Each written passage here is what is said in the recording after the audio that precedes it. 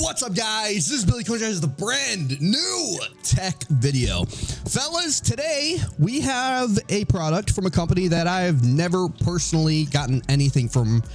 They specialize in a lot of things, a lot of technology, but they saw my last video of the capture card that I reviewed, and they wanted to step up their game and say, hey Billy, we can offer 4K 60 pass-through as well as capture with HDR support. So we're gonna look here.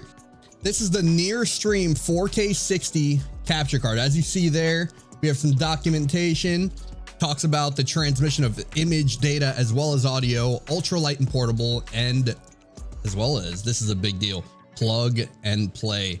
Now, you should be able to just plug this in, use it in OBS or whatever software that you're capable of, and it will be ready to go.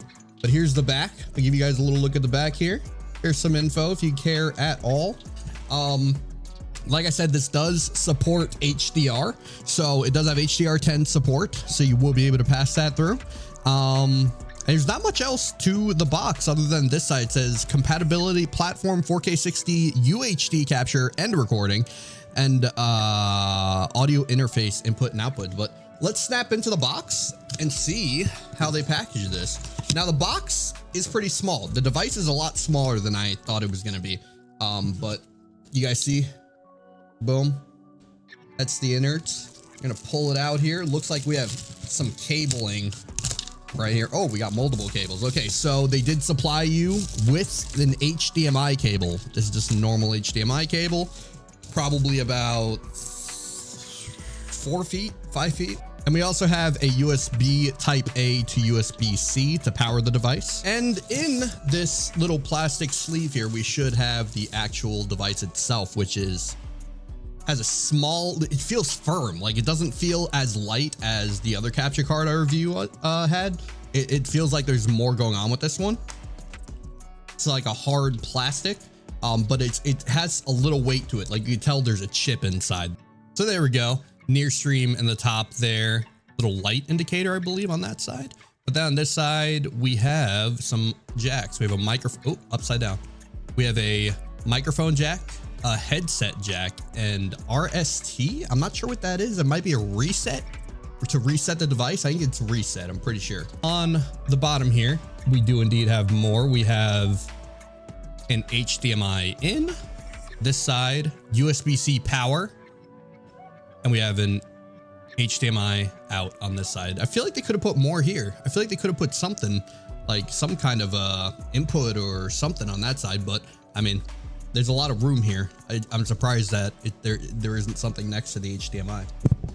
Other than that, cool little device. Let's see if there's anything else in the box. It looks like we have some documentation. We got a warranty card from NearStream, as well as a quick start guide and user manual. I will not be using that warranty guide because they sent it to me for review. I did not purchase this myself. But once again, I am not being paid to say any of this. So yeah, we're gonna check this out. Has a lot to hold up to because I use a Live Gamer 4K from AverMedia for my main game capture, and I use a Camlink 4K for this camera.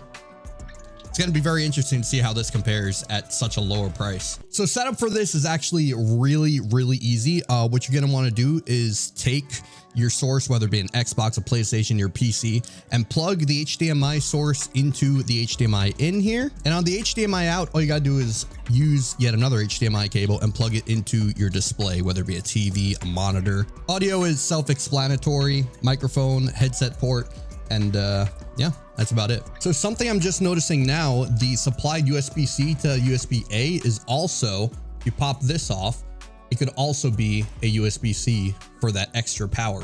So setting this up is super simple in OBS. All you have to do is plug it in, set it up, the USB-A, USB-C, hit the plus button in OBS in your sources menu, go to the video capture device. I already made mine here, but you're gonna create a new one, and it's gonna bring up the settings for the capture card.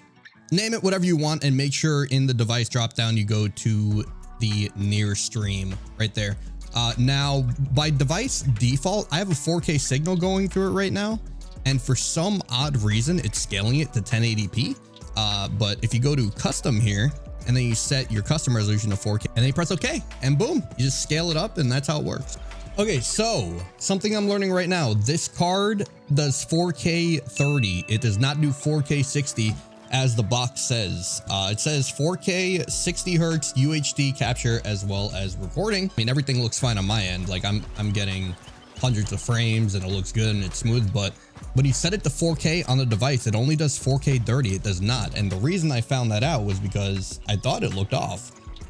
So when I set it back to 1080p, you can see, oh, and now it needs to scale up, sorry. When I switch it back to 1080p, you can see a clear boost in smoothness. So it does 1080p 60, 100% it does 1080p 60. I don't even know, does it do 1080p 120? Let's see. It does 1080p 120. Okay, so you can get 120 FPS out of this. Obviously, you guys can't see it because it's 120 and YouTube only supports 60 FPS. It does 720p 120 as well. If that's kind of your thing, you can get 1080p 120 FPS out of this card. Let's try some 1440p. So you can do 1440p 60 FPS. 1440p 60 FPS is possible, but you can only do 4K 30 FPS. And now if we go back to 4K, it automatically sets it to show you that it will be recording in 30 FPS. So it is 4K 60 pass through. It is only 4K 30 recording, but you can do 1440p 60. And I think for $120, $130 or something, being able to capture 1440p at 60 FPS or 1080p at 120 is pretty good. And the colors look pretty good too. Let me change that back to 1440p because honestly, I want to get a 60 FPS kind of look here. There we go. You can just clearly see which one is the winner here. Now, if you do game in HDR pass-through works completely fine. Obviously, you're not going to have HDR capture, but it does support HDR10 for those of you who care about it. But everything seems smooth.